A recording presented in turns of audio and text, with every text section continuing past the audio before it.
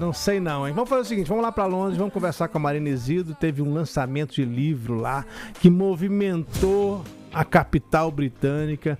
Os ingleses adoram a fofoca, né, Marina? Tem os tabloides aí que fazem maior sucesso ainda. Agora, que livro é esse, afinal, que está movimentando tanto? Bom, a gente vai saber daqui a pouco, quando a Marina chegar, porque eu acho que ela está lendo o livro, Joana, porque ela não entrou aqui, então ela está lendo o livro, daqui a pouco vem. Tem um assunto que é muito caro para os britânicos, um principal assunto, que é família real. Então, só pode ser, né? Só pode ser sobre família real. As coisas se movimentam muito por lá quando o assunto é família real. Estamos certos, Marina Isidro? Bom dia.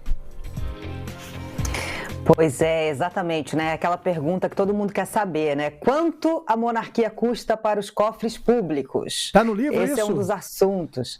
Está no livro, mas já adianto, Rodrigo, bom dia para você também. Dia. É uma pergunta complexa, não existe uma resposta exata, tá? Por quê? Porque a família real se sustenta através de uma mistura de receitas privadas, dinheiro público e não há 100% de transparência nas contas. Se você perguntar para o Palácio, eles dizem que custa para cada britânico por ano o equivalente a uma xícara de café instantâneo, ou seja, centavos. Mas especialistas discordam. Então, essa semana foi lançado um livro cuja tradução literal é Casa da Moeda, a Dívida Nacional, a Verdade Chocante sobre as Finanças Reais. Ele foi escrito por um ex-secretário de Estado chamado Norman Baker. Parece manchete é um crítico de tabloide, antigo Marina. da monarquia. Parece manchete de tabloide. Total, não, claro.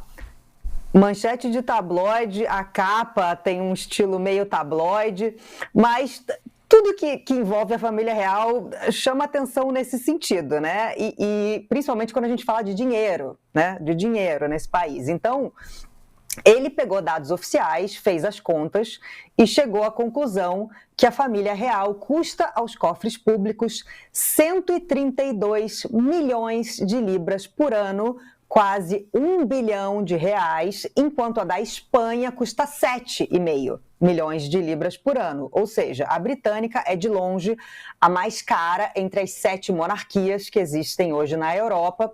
Mas o autor lembra que tem um grupo anti-monarquia muito conhecido aqui chamado Republic. Eles dizem que não são 132, são 500 milhões de libras por ano, porque aí eles juntam outros gastos, como as propriedades usadas pela família real, etc.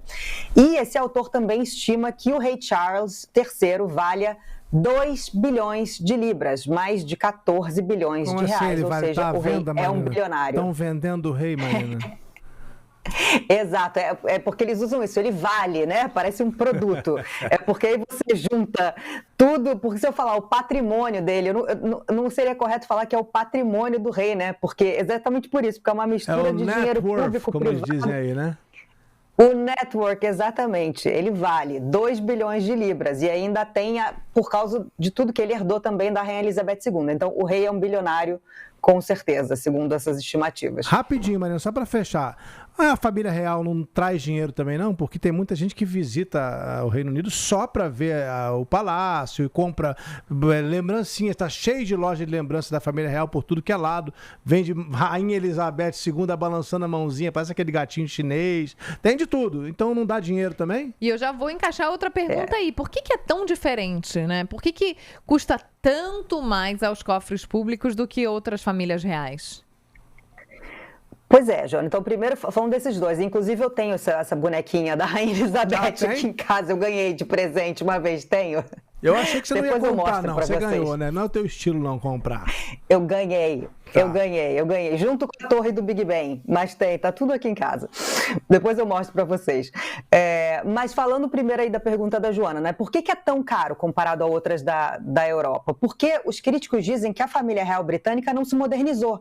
Então ainda mantém tradições como coroações, casamentos, funerais, que custam milhões, né? O Charles, por exemplo, ele quis toda a pompa e circunstância na coroação dele, que custou, segundo o Republic, 200 milhões de libras aos cofres públicos. Sabe quando foi a última coroação na Espanha?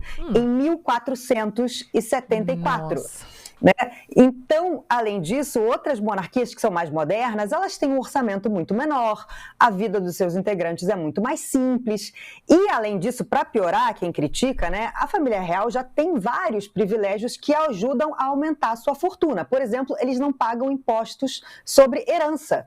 Então, quando a Rainha Elizabeth morreu, segunda, né, morreu, os herdeiros não pagaram impostos sobre os bens, algo que todos nós pagamos, né, aqui no Brasil.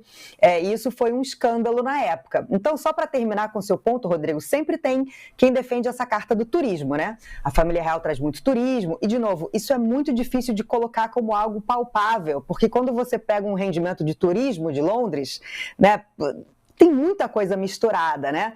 Mas aí o autor do livro lembra. Olha, ele avisa, lembrem-se que o Palácio Real mais visitado do mundo é o de Versalhes. E a França aboliu a sua monarquia. Que aboliu a sua monarquia em 1848. Então, enfim, eu acho um assunto muito interessante. Eu acho que a gente fala muito de dinheiro, né? Mas, só para terminar, eu acho que também existe ali um intangível, né? Porque existe um soft power que a família real exerce quando há visitas de Estado aqui, como foi a do Trump. O Trump ama a família real. A pompa e circunstância da monarquia fazem parte da identidade nacional aqui. Então, eu acho que isso também tem que ser levado em consideração.